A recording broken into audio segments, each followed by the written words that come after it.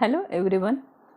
Today we are going to discuss the question paper of economics, March question paper of economics 2022. आपण इथे question paper बघत आहोत. हे 80 मार्क्सचे आपले क्वेश्चन आहे. See the notes. All questions are compulsory. Draw neat table diagram whenever necessary. Figures to write indicate full marks. Right answer to all main question on new pages. These are the notes.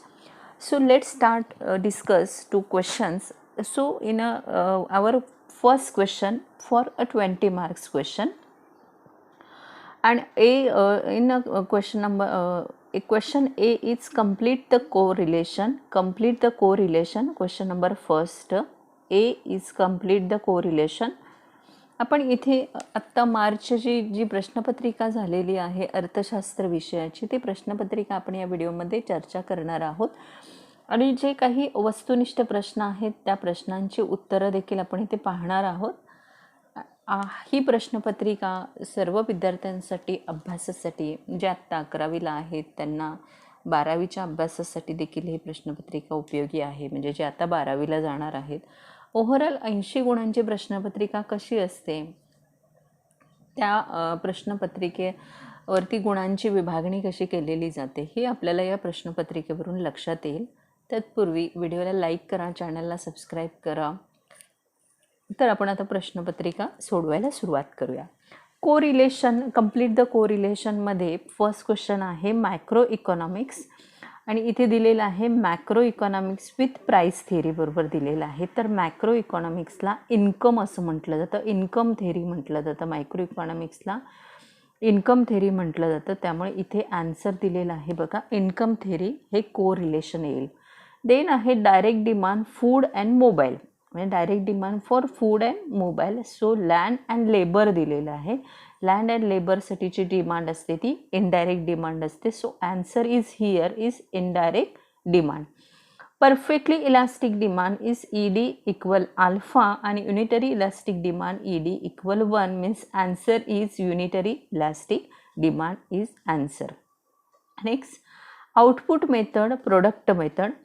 Output method, product method आणि income method ही factor cost method असतं. म्हणजे output method it's also called a product method and income method is also called a factor cost method. Then fifth question personal income tax means direct tax, direct tax आहे, and goods and service tax हा indirect tax आहे. So correct answer is a direct tax. Okay, see the next question. Give economic term. This question is also for 5 marks question आहे, means each one for 1 marks आहे. Additional utility derived by a consumer from an additional unit consumed. So इथे economic term आहे marginal utility. economic term आहे marginal utility. Next आहे price being constant, demand fall. Price being constant, demand fall due to unfavorable change in other factor. So decrease in demand, economic term आहे. Revenue per unit of output, so that average revenue आहे. Long period in which all factors of production are variable, that period long period. The gross market value of all final goods and services produced within the domestic territory of a country during a period of year. So economic term आहे इथे gross domestic product, ही economic term या ठिकाणी आहे.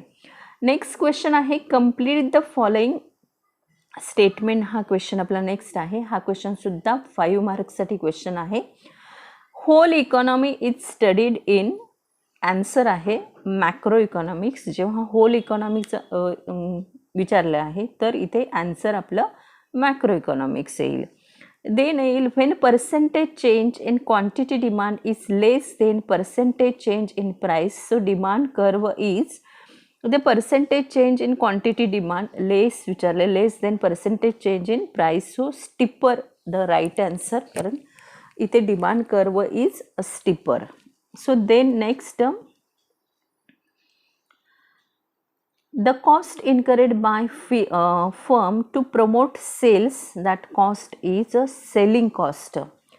इथे answer येणार आहे selling cost, हे आन्सर या ठिकाणी येणार आहे. नेक्स्ट आहे budget that consists of revenue receipt and average expenditure, and that budget is a revenue budget. That budget is called a revenue budget, means revenue receipt and revenue expenditure, and that budget is called a revenue budget.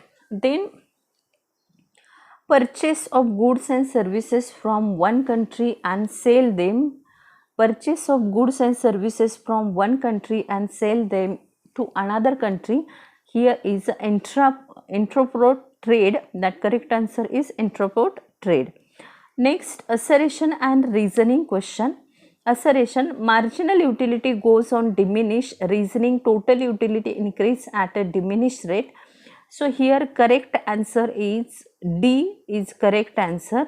D statements are A and are true आहे. R is not correct explanation of A, so answer is D is correct answer. Then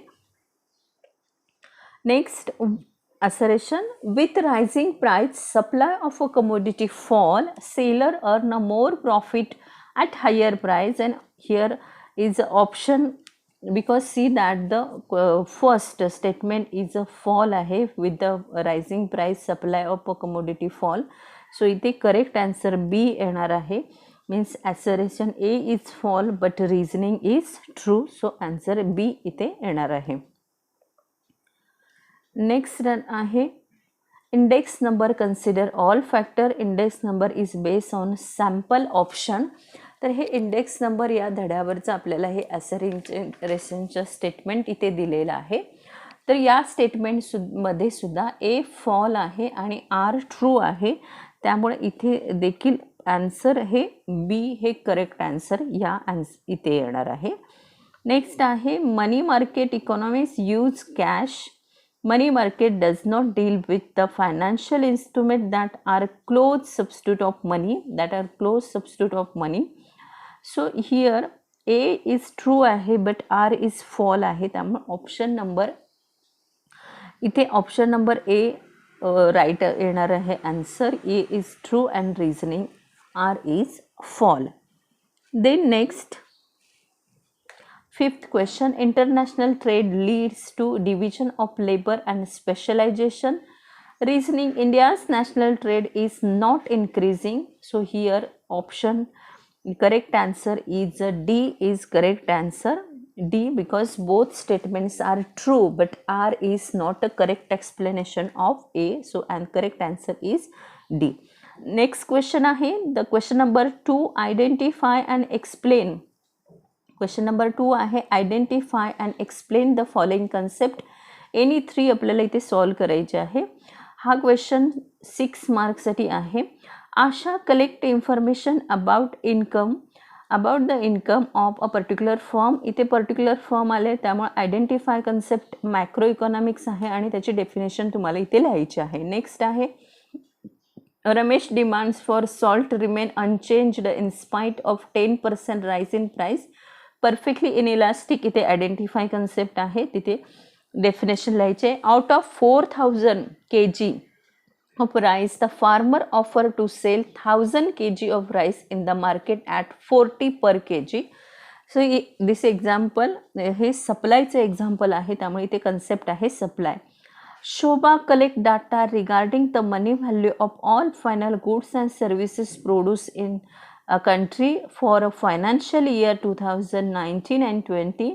So national income is identified concept आहे. Next, lucky deposit a lump sum amount of 1 lakh in a Bank of India for period of 1 year. So identified concept आहे fixed deposit. So next question आहे distinguish between any 3 slicing method, lumping method, joint complementary method, competitive, total revenue, marginal revenue, price index number, quantitative index number, internal depth and external depth. Then आहे question number 3, answer the following. हा any 3 ते solve करायचे आहेत. हा question 12 मार्क्ससाठी आहे. Explain scope of micro economic, explain any 4 feature of monopoly, Elaborate any 4 features of utility. Write any 4 practical difficulties. National income estimation.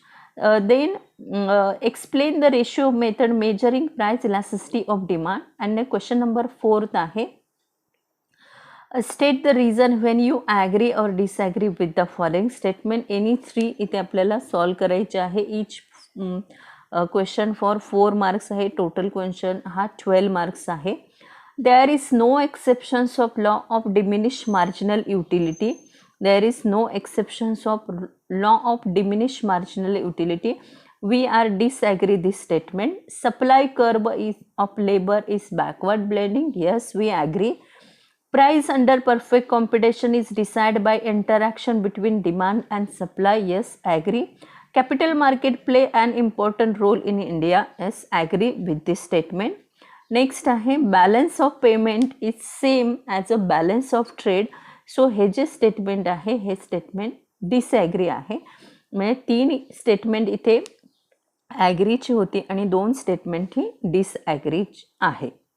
Next आहे, study the following table. Question number 5 आहे, study the following table, figure, passage and answer the questions given below it. Any 2 solve करायचे आहेत. 8 मार्क्सचा question आहे, म्हणजे 1 for 4 मार्क्ससाठी आहे.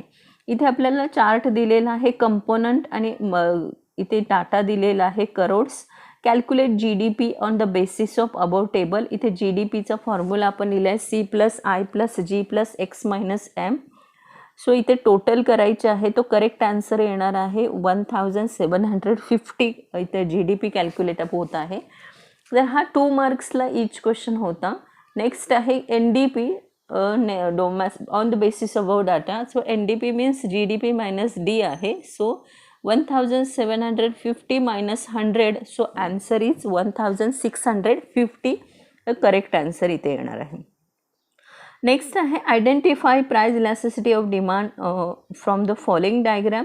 इथे first diagram दिलेला आहे. हा डायग्राम आहे परफेक्टली इनइलास्टिक डिमांड. इथे कन्सेप्ट आयडेंटिफाय होते आहे, म्हणजे हा डायग्राम आहे परफेक्ट इनइलास्टिक डिमांड. इथे सेकंड डायग्राम जो आहे परफेक्ट इलास्टिक डिमांडचा डायग्राम आहे, म्हणजे हे जे ब्लॅक अक्षरांमध्ये दिसतं हे आन्सर आहे या डायग्रामचं. परफेक्ट इलास्टिक आहे. देन इथे लेस देन इलास्टिक आहे आणि हा मोर देन इलास्टिक डिमांडचा डायग्राम आहे. त्यानंतर इथे आपल्याला एक पॅरेग्राफ दिलेला आहे आणि त्या पॅरेग्राफवरचे क्वेश्चन्स आपल्याला सॉल्व करायचे आहेत. Write any 2 benefits of bank nationalisation. Write very source of provide by bank. Write your opinion about the above passage. 2 मार्क्सचा क्वेश्चन आहे. आणि लास्ट क्वेश्चन आहे क्वेश्चन नंबर 6. हा 16 मार्क्सचा क्वेश्चन आहे. एनी 2 सॉल्व करायचे आहे, मीन्स इच क्वेश्चन फॉर 8 मार्क्ससाठी असणार आहे. Explain the concept of variation and change in demand with the help of diagram. Explain the meaning of index number. Explain the various steps involve in construction of index number. Explain the various source of public revenue. हा 6 marks 8 मार्क्सला एक question असा 16 मार्क्सचा आपला हा question number 6 आहे. तर अशा प्रकारे overall आपली मार्च 2022 या वर्षाची ही आपली क्वेश्चन पेपर आहे आणि त्याच्यामध्ये आपण काही आन्सर देखील बघितलेले आहेत.